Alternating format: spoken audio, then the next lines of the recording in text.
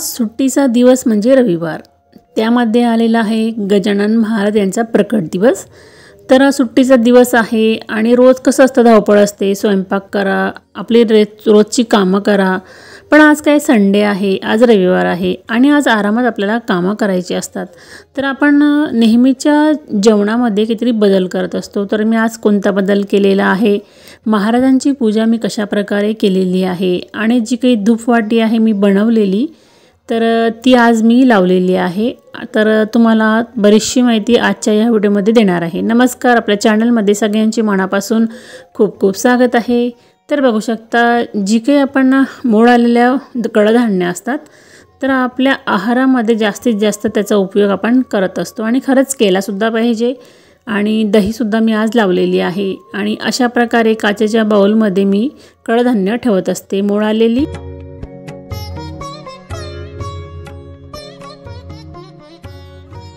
त्यानंतरचं काम म्हणजे आपल्या हॉलमध्ये जे काही आपण वस्तू ठेवतो त्यासुद्धा स्वच्छ करणं तेवढंच महत्त्वाचं आहे।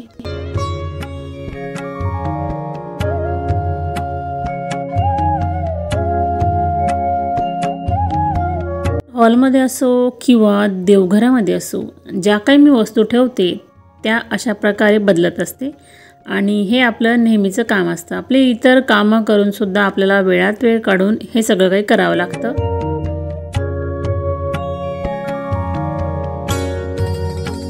देवघरातील देवांची पूजा तर आपण करतोच, पण आपल्या हॉलमध्ये असो, इतर कोणत्याही रूममध्ये जे काही आपण मूर्ती म्हणा किंवा शोच्या वस्तू ठेवतो ना, त्यांच्यासुद्धा अशा प्रकारे स्वच्छता करून, देव असतील तर त्यांची पूजा करणं किंवा त्यांना धूप ओवाळणं। धूपवरून एक आठवलं की आपण बेडरूम असो, हॉल असो, किचन असो, कोणतीही रूम असो, आपण ज्यावेळेस धूप पेटवतो ना, तर सर्वत्र फिरवणं तेवढंच महत्त्वपूर्ण असतं। यामुळे नकारात्मकता बाहेर निघून जात असते। जे काही कीटाणू असतील, पाली असतील, तर धूपमार्फत त्या बाहेर निघून जात असतात। तर आपण निदान आठवड्यातून एकदा का असेना अशा प्रकारे धूर आपल्या घरामध्ये फिरवलाच पाहिजे आणि खरंच ते आपल्या वास्तूच्या दृष्टीने खूप शुभ आहे। माझं हे काम असतं, मी नेहमी करते असं म्हणून सांगितलं। त्यानंतर साईबाबांच्या फोटोला जी काही माळ आहे तर ती काढून घेतली। त्यानंतर फोटो स्वच्छ करून घेतलेला आहे आणि बाबांनासुद्धा मी इथे चंदनाचा टिळा लावलेला आहे। तर आपण रोज शक्य होत नाही, समजा आपल्या घरी फोटो असतील तर निदान तुम्ही 2 दिवसांनी 3 दिवसांनी स्वच्छ करून आपण त्यांचीसुद्धा पूजा केली पाहिजे। आपल्या हॉलमध्ये फक्त फोटो लावून दिला आणि फक्त आठवण आली तेव्हा पूजा केली, हे सुद्धा योग्य नसतं बरं। आपल्याला आपण ज्यावेळेस पूजापाठ करतो त्यावेळेस त्यांचीसुद्धा पूजा केली पाहिजे। फूल अर्पण करता येत नसेल तर अशा पद्धतीने आपण फूल लावून ठेवू शकतो। त्यानंतर स्वयंपाकामध्ये आज मुगाचे थालीपीठ लावायचे होते, त्याकरता अशा प्रकारे बारीक करून घेतलं मिक्सरमधून आणि थोडा तिखटपणा येण्यासाठी मिरच्या, टोमॅटो, खोबरं, लसूण अशा प्रकारे पेस्ट बनवून घेतली आणि तीसुद्धा त्याच्यामध्ये मिक्स केलेली आहे। त्यानंतर थोडी तीळ टाकलेली आहे, तिखट, हळद आणि मीठ आणि थोडा सोळाखारसुद्धा टाकलेला आहे आणि डाळीचं पीठ। तर डाळीचं पीठ अंदाजाने घ्यायचं असतं, तर मी 7-8 टेबलस्पून अशा प्रकारे घेतलेला आहे। यावेळेस आपण थालीपीठ लावतो तर त्यामध्ये थोडंसं डाळीचं पीठ जर टाकलं तर चवसुद्धा वाढते आणि आपला जे काही आपण लावणार आहे थालीपीठ ते छान बनतं। आणि कोथिंबीर मी जेवढी जास्तच टाकलेली आहे आणि ज्यावेळेस टोमॅटो घेतले ना, तर ते छोटे छोटे टोमॅटो होते, ते गावठी होते आणि ते आमच्याच गार्डनमधील होते, तर मी अशा प्रकारे टाकलेले आहेत आणि यामुळे टेस्ट पण छान आलेली होती। तर आपण ज्यावेळेस कोणता डोसा म्हणा, थालीपीठ लावतो, सुरुवातीला आपली जी गॅसची फ्लेम आहे ती अगदी कमी ठेवावी।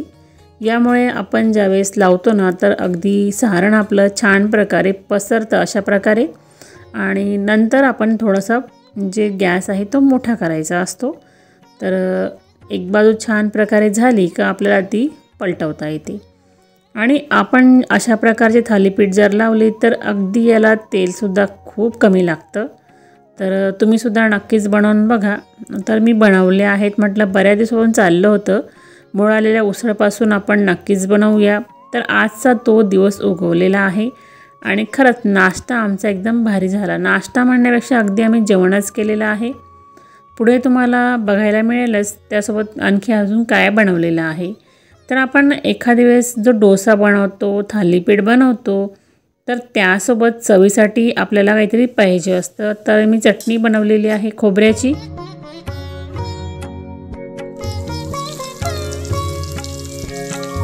कुठल्याही प्रकारची चटणी असो किंवा वरण असो, तर आपण अशा प्रकारे जिरं आणि मोहरीचा तडका दिला तर चवीला तर चांगलीच लागते आणि स्वादिष्टसुद्धा होत असते. घरामधील कामं करता करता आपण इतर बरीचशी कामं करत असतो.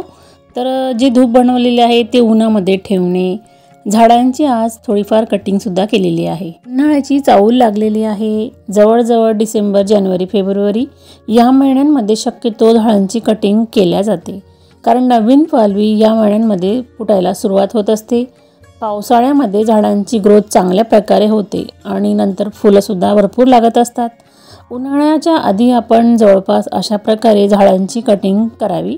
आपल्या झाडांना बरीचशी किडे वगैरे लागलेले असतात किंवा खराब झालेली असतात, तर त्यांची चांगल्या प्रकारे वाढ व्हावी म्हणून आपण हा प्रयोग केला पाहिजे. तर जी काही झाडं आहेत, बरीचशी झाडं मी अशा प्रकारे कटिंग केलेली आहेत. तर हे सुरुवातीला खरं थोडीफारच केली होती, त्याच्यानंतर आणखी याच्यामध्ये भरपूर कटिंग केलेली आहेत. सिकेटर आहे पूर्वीचं माझं, ते थोडं खराब आहे आणि आता नवीन घेतलेलं. तर नवीन घेतलेल्या सिकेटरनेच मी सगळे कटिंग केलेली आहे झाडांची आणि पूर्वीचं आहे त्याच्याने काहीच होत नाही. तर आपल्याला असं कधी कधी आपलं नुकसानसुद्धा होत असतं, म्हणून एखादी वस्तू घेताना चेक करून नक्कीच घ्यावी. त्याच्यानंतर पारिजातकचं झाडसुद्धा खूप खराब झालेलं होतं, तर काही दिवसांपूर्वीच मी त्याची कटिंग केलेली होती, तर नवीन पालवी त्याला फुटलेली आहेत. तर अशी बरीचशी झाडं आहेत. मी मागच्या महिन्यामध्ये सुद्धा कटिंग केली होती, त्यांना नवीन पालवी फुटलेली आहे. त्यांची ग्रोथ चांगल्या प्रकारे सुरुवात व्हायला लागलेली आहे आणि हेच महिने असतात, ह्या महिन्यांमध्येच आपण बरीच झाडांची अशा प्रकारे कटिंग करावी, जेणेकरून त्यांना नवीन चांगल्या प्रकारे पालवी फुटत असतात. तर मी जास्वंदाची बरीच झाडांना असं केलेलं आहे आणि 1-2 झाडं राहू दिली. म्हटलं सगळीच जर आपण कटिंग केली तर आपल्याला फुलं कुठून मिळणार.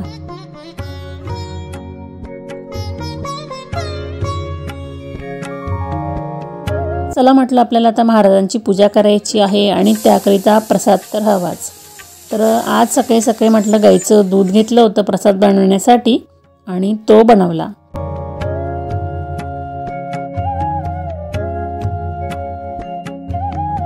सकाळी सकाळी आपल्या देवांची देवपूजा झाल्यानंतर आपण जो काही महत्त्वाचा दिवस असतो त्या महत्त्वाच्या दिवसाची पूजाही करत असतो.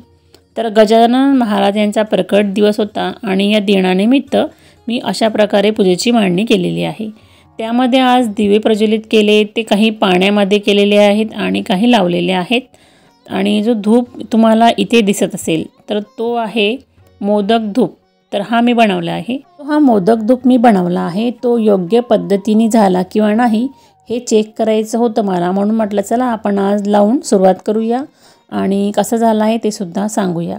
तर माझा पुढचा व्हिडिओ असणार आहे तो म्हणजे मोदक धूप कशा प्रकारे बनवलेला आहे. पूर्ण डिटेलमध्ये तुम्हाला माहिती देण्याचा मी प्रयत्न करेल. आपण बरेचसे व्हिडिओ बघतो यूट्यूबला आणि कधीकधी आपण सक्सेस होतो किंवा होत नाही कोणती एखादी वस्तू बनवण्यामध्ये, त्याचं कारण काय असतं असं बरंचसं काही सांगणार आहे.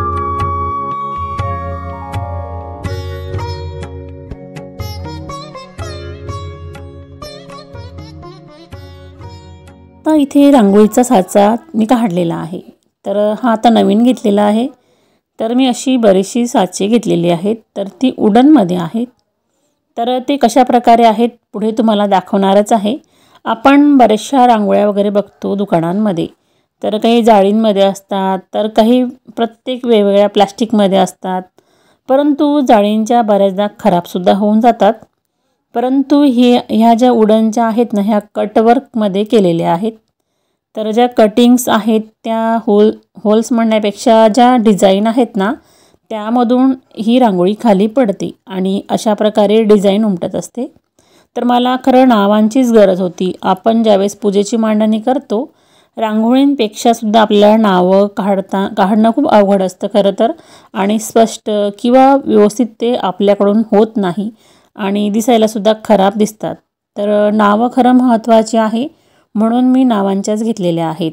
तर जो मी धूप बनवलेला आहे तो बराच वेळ राहिला, तर मी हॉलमध्ये, तुळशीजवळ अशा बऱ्याच ठिकाणी तो फिरवलेला आहे आणि खरंच चांगल्या प्रकारे झालेला आहे. आपण ज्यावेळेस मार्केटमधून धूप घेतो ना, तो अगदी लगेच पेटून लगेच संपून जातो, परंतु हा जो बनवला आहे मी तो अगदी योग्य पद्धतीने झालेला आहे. बघा, अशा प्रकारे वुडनचे हे कटवर्क केलेले नेमप्लेट आहेत. तर देवींचे मंत्र आणि रांगोळीसुद्धा आहे.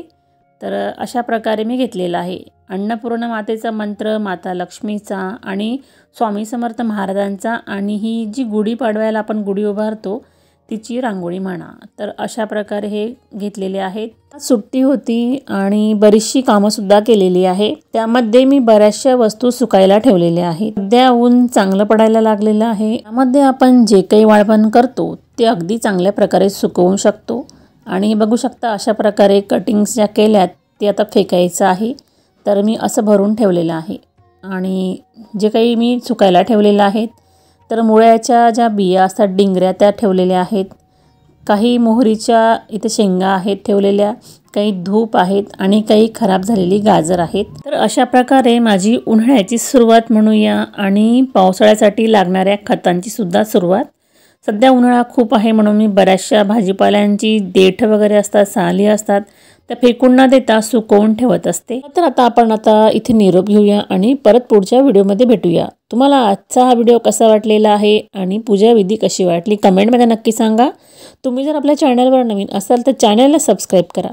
व्हिडिओ थोडा जरी युजफुल वाटला असेल तर लाईक शेअर करा. आपण परत पुन्हा भेटू अशा छान छान व्हिडिओसोबत आणि युजफुल माहितींसोबत. पर्यंत काळजी घ्या आणि आनंदात राहा आणि कमेंटमध्ये लिहायला विसरू नका. गण गण गणात बोते.